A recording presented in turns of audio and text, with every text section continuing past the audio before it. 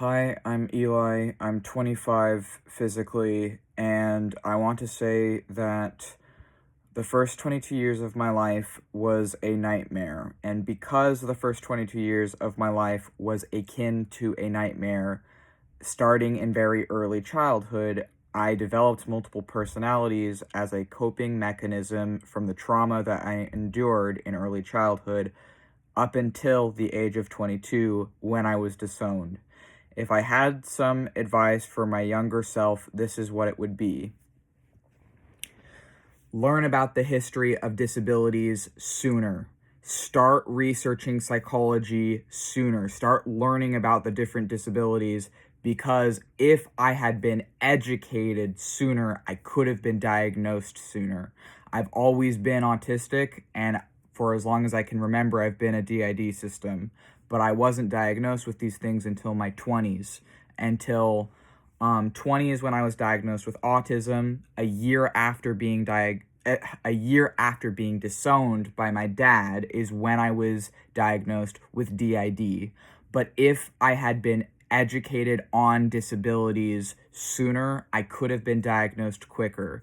And the reason that this matters to me is that the point of a diagnosis to me isn't to like, oh, people who aren't diagnosed aren't legitimate, or it's not that. That's not the fucking point of a diagnosis, because you're disabled before your diagnosis. The diagnosis doesn't make you disabled or make you legitimately disabled. It just confirms what you already had.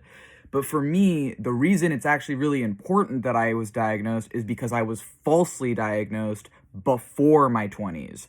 So I spent most of my life from childhood up until around 20 living under a false diagnosis. And unfortunately, this is very common for DID systems. And the reason that this is really problematic is that I was being heavily medicated for the entirety of most of my later childhood to my teens. I was being heavily medicated for a disability I do not have. That, unfortunately, I think it's still on my record. I'm not even going to say what it is, but it's very, very common, and it's unfortunately a very common form of medical trauma for DID systems specifically, to have grown up under a false diagnosis and to have been medicated for a false diagnosis for some time. And I believe, and this statistic could change, but from what I've seen, the average in the USA of people who have been already in medical care is 7 years before they're diagnosed with DID. And that's partially to do with, to survive as a DID system, you oftentimes hypermask your disability, even from yourself, to protect yourself and survive. So that is part of it. But also the fact that the average, at least as of what I've seen right now, obviously this statistic could change, but in the USA is 7 years of being in medical treatment before we're correctly diagnosed. Like, that is fucking insane. Like, that is like, in and of itself shows how broken and fucked up the medical system in the USA is, I feel like. But suffice to say, I feel like I would tell younger me to research disabilities, and I would say specifically, research these disabilities from specialists and psychologists, and also people living with it.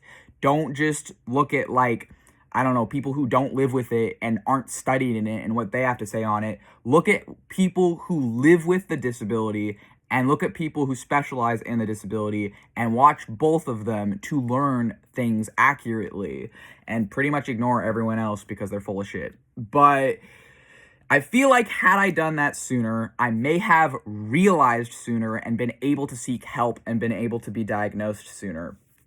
Unfortunately, I was diagnosed with DID when I was in a crisis, which I've also heard is fairly common for DID systems, and I was diagnosed with autism during a major autistic burnout.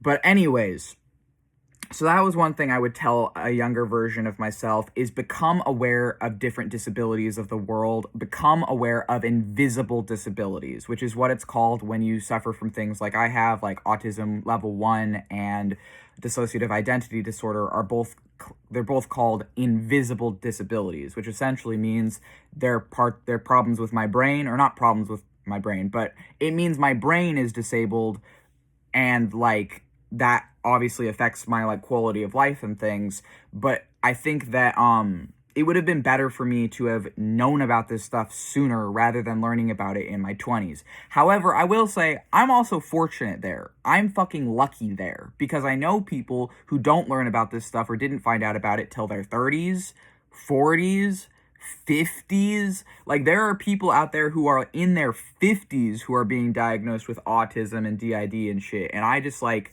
to have spent so much of your life not knowing is really fucking hard and painful, and it's going to make things harder when you don't know.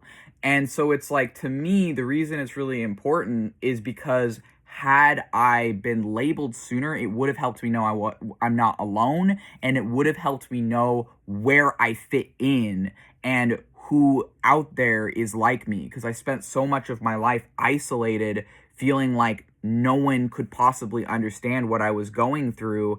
And unfortunately, that's partially because of living in a totalitarian society like the USA, where I grew up essentially being ingrained with might makes right mentality, and this was really fucking harmful for a disabled child to grow up with.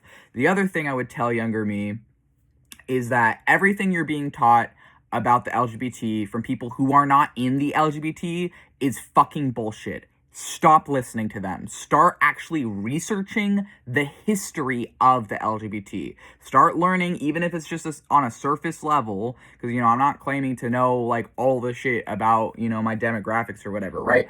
But just start learning about the history. Start researching, what does it mean to be transgender? What does it mean to be gay? And don't just stick to the narrow, singular, whatever fucking Google definition. Actually look at the history, because a lot of these things are fucking complicated, and the language we use for it today is oftentimes not the language they would have used for it in the older times. And it's important to learn about the LGBT in history, because it will make so much fucking sense of why things are so fucked up right now for the LGBT, and why there's so much discrimination and hatred and all these fucking, like, things trying to criminalize our existence and erase us and make our lives fucking hell. Like, learning about the history honestly can help you to gain a bit of, like, perspective and be like, oh, that's why shit is so fucked up right now for us. And it can give you a bit of an idea. It arms you, essentially. Learning about history arms you, because if you know where we were and where we are and where we have to go, it helps you to be aware of yourself. And so it's like, learn about fucking history. And, you know, I was interested in history as a kid, but I would have told past me, learn about the history of the LGBT and start researching invisible disabilities. So those were two pieces of advice. And then the other thing is, stop fucking listening to your parents. Specifically, I would tell younger me, stop believing in your dad.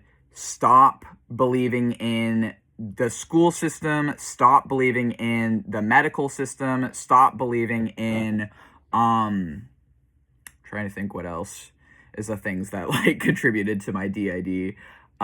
Stop believing in the people who are claiming that they are, like, just whoever you have to follow, like a fucking master, because they don't actually know better than you.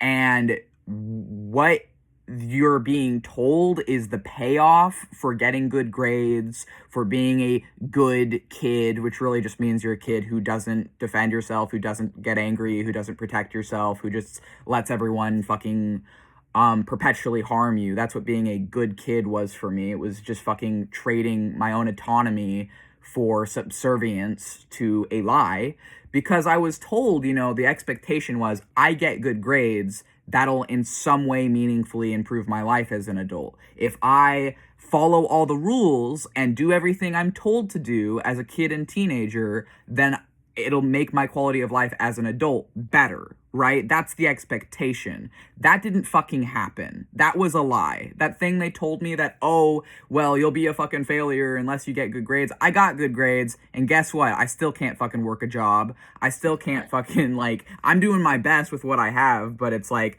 the shit they told me would happen if I got good grades, if I just followed the rules, if whatever, didn't fucking happen. And frankly, it was never meant to. It's never, that idea of a fucking normal life does not apply to me. And honestly, I don't think that the people around me ever thought it would. I think that at least the person responsible for doing the most damage in my fucking life thought that I would just be his little fucking puppet or whatever for my whole life, and thought that I would be dependent on him for my whole life. And yet he was super ableist and wasn't able to accept my disabilities. But I know that he didn't believe I would be able to live away from him, because I distinctly remember when I was like in high school, conversations with my therapist and things he told my therapist at that time. And I remember now that he did not think I was going to be able to live independently. And to be fair, I still have never lived alone. And I don't know if I ever will. But I got the fuck away from the people who raised me. And I got the fuck away from the guy who was abusing me. And that's what matters. And so I would tell younger me, or someone that is like a younger me, stop trying to get good grades. Stop caring about the fucking school system. You can just get a GED in like 4 months if you need to. It is not worth the fucking hell of like putting up with the bullshit of school and following all the rules or whatever. It's not fucking worth it. There is no payoff for you. So stop caring about it. Stop doing your homework. Stop listening to these people in power. Stop caring if they see you as a bad kid then, because the bad kids, frankly, are the ones who had the fucking right idea. And even when I was younger, I was envious, actually, of the bad kids, because they were the ones who saw what the fuck was up and were above it. And I honestly wish I hadn't fucking gotten good grades and felt like I needed to be this, like, I don't know, perfect fucking student or whatever. I hated that, and it was deeply fucking traumatizing for me, and it wasn't worth it. There was no fucking point in having, like, a 3.4 GPA and getting mostly A's and B's and shit. Like, there was no fucking payoff for me. It was not worth it. So, yeah, I would tell younger me, the thing they tell you is gonna happen if you get good grades is a fucking lie. It is not, there is no guaranteed payoff to this at all. And also, the normal life they're expecting you to have, like, or they're teaching you that you can have or whatever, you're not gonna fucking have. You don't have it right now, and you're not gonna have it then. Like, it's just, I don't know. I think what I'm saying is that everything I was fucking taught for the first 22 years of my life was a fucking lie. And I spent all that fucking time thinking that if I just did the right thing, that there would be some big payoff. If I just listened to all these fucking abusive men, then I would have safety. I would have health care. I would have water. I would have food. I would have a roof over my head.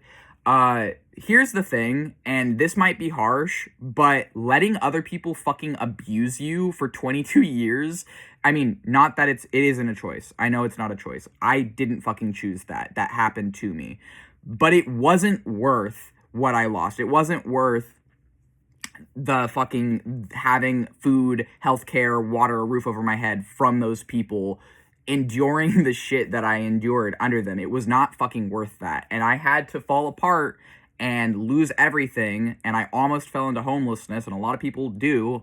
Luckily, I didn't fall into homelessness. However, to avoid falling into homelessness, I ended up living with other abusive people multiple times, aside from the abusive person that raised me. So it's like, my choice was live with abusive people or be homeless.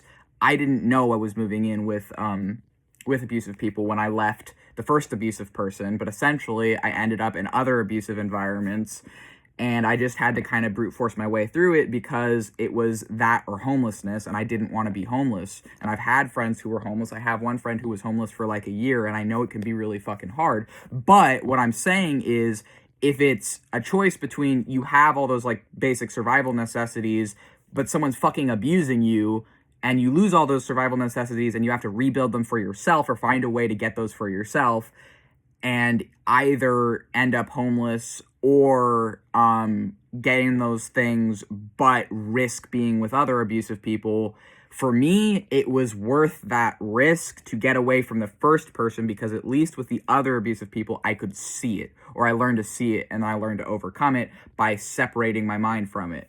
But essentially, it's fucking complicated there. Anyways, essentially, read fucking history, learn about disabilities, learn about the history of the LGBT, and stop fucking buying the lie of what they're telling you is how things just are and how they've always been and whatever, because it's all fucking bullshit and there is no payoff for some of us.